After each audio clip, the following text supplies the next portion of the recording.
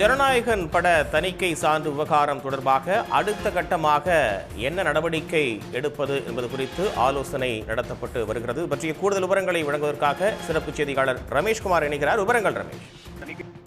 Sensor போர்டுக்கு தனிநீதிபதி PT. Asha பிறப்பித்த அந்த உத்தரவை ரத்து செய்து சென்னை உயர்நீதிமன்ற தலைமை நீதிபதி அமர்வு இன்றைக்கு அதிரடியாக உத்தரவிட்டிருந்தது.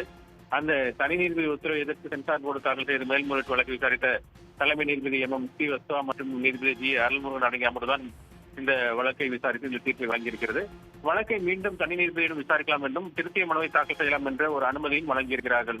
இந்த நிலையில தான் அடுத்த கட்டமாக இந்த பட தயாரிப்பு நிறுவனமான கேவிஎன் புரொடக்ஷன் நிறுவனம் சம்பந்தப்பட்ட வழக்கில் ஆஜராயிருந்த மூத்த வழக்கறிஞர் சதீஷ் புரசரன், அதே போல டெல்லியிலிருந்து வந்து ஆஜராயிருந்த பிரதீப் ராய் ஆகியோருடன் ஒரு ஆலோசனை ஒன்றை மேற்கொண்டு வருகிறார்கள். அடுத்த கட்டமாக என்ன நடவடிக்கை மேற்கொள்வது என்பது குறித்து ஆலோசனை என்று நடைபெற்று வருகிறது.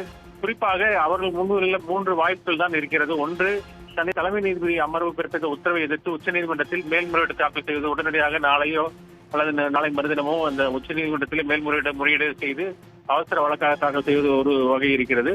இன்னொரு பக்கம் தனி நீதிபதி மீண்டும் விசாரிக்கலாம் திருத்திய மனுவை என்று தெரிவித்திருக்கிறதுனால் மீண்டும் தனி நீதிபதி அணுகி அமெண்ட்மெண்ட் பெட்டிஷன் என்று சொல்லக்கூடிய அந்த மாற்றி அமைக்கப்பட்ட அந்த நிவாரணத்தை கேட்டு மீண்டும் வழக்கு தொடரலாமா என்பது குறித்தும் ஆலோசனை நடத்தி வருகிறார்கள்.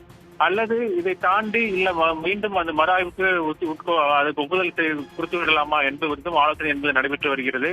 ஆக எதை செய்தாலும் அதற்கான கால அவகாசம் என்பது ஆகும் என்பதனால அதற்குள்ள தேர்தல் நடத்தை விதிகள் அடுத்த மார்ச் முதல் வாரத்தில் அறிவிப்பதற்கான வாய்ப்புகள் அதிகம் இருப்பதனால அதற்கு முன்பாகவே இதை நடத்தி முடிக்க வேண்டும் என்பது குறித்து அவர்கள் தொடர்ந்து அது குறித்து அவசரமாக அந்த ஆலோசனை என்பது நடைபெற்று வருகிறது.